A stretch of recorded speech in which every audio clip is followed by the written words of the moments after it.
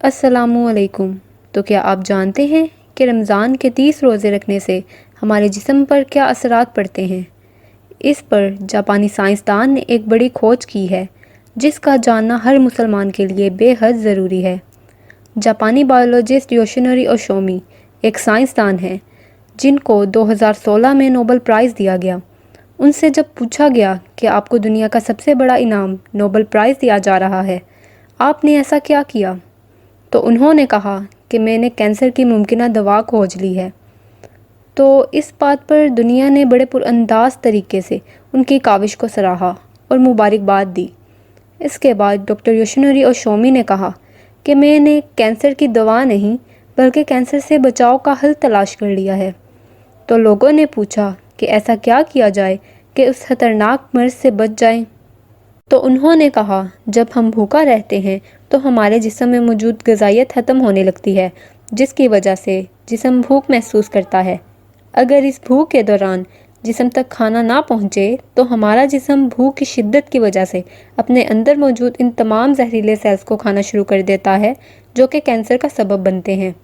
ہم اس عمل کو میڈیکل کی زبان میں آٹوفیگی کہتے ہیں۔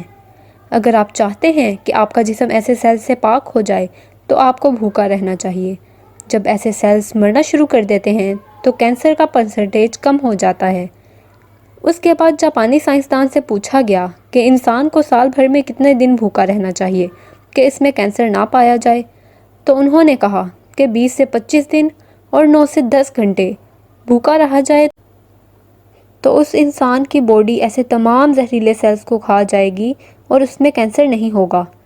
اے میرے پیارے رب کریم، آج ہمیں سمجھ آیا کہ مومن پر روزے کیوں فرض کیے گئے ہیں، اور آج مجھے اس حدیث پاک کی سمجھ آ گئی جس میں آپ صلی اللہ علیہ وآلہ وسلم نے فرمایا کہ ہر شے کی زکوٰۃ ہے اور جسم کی زکوٰۃ روزہ ہے۔ میں قربان جاؤں ایسے سچے دین پر جس کی عبادت کے اندر بیماریوں کا علاج ہے۔ اسلام وہ دین فطرت ہے جو زندگی کے ہر شعبے میں راہ اعتدال کی تعلیم دیتا ہے۔ اس لیے آج نہ صرف مغرب میں زیادہ کھانے کو ناپسند کیا جاتا ہے بلکہ اسے انسانی صحت کے لیے بھی نقصان دہ سمجھا جاتا ہے۔ اللہ تعالیٰ نے اپنے محبوب حضرت محمد صلی اللہ علیہ وآلہ وسلم پر وحی نازل کی کہ کھاؤ پیو اور حد سے زیادہ نہ بڑھو، بے شک وہ حد سے بڑھنے والوں کو پسند نہیں فرماتا۔ اس کے علاوہ حضرت ابو ہریرہ رضی اللہ عنہ سے روایت ہے کہ رسول اکرم صلی اللہ علیہ وآلہ وسلم نے فرمایا، کھاؤ پیو، پہنو اور خیرات کرو بغیر فضول خرچی اور تکبر کیے۔ انسان کو کھانے کی صرف تھوڑی سی مقدار کی ضرورت ہوتی ہے جو انسانی جسم میں توانائی پیدا کر سکے، کیونکہ توانائی انسانی زندگی کے لیے ضروری ہے۔ اس سے انسان کی صحت اچھی رہتی ہے اور وہ اپنی روزمرہ کی ذمہ داریاں پوری کر سکتا ہے۔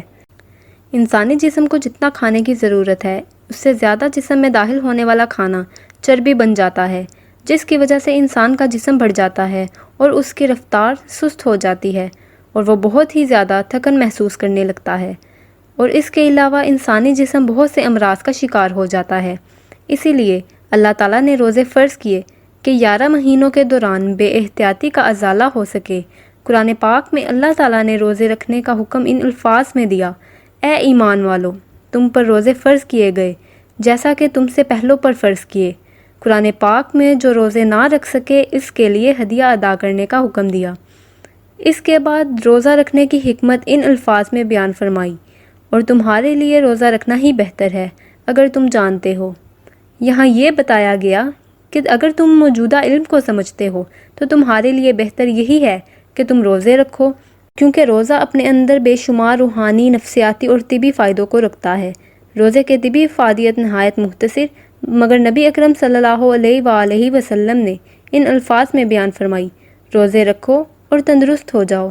اللہ تعالی ہمیں اس مہینے میں زیادہ سے زیادہ نیکیاں کرنے اور روزے رکھنے کی توفیق عطا فرمائے، آمین۔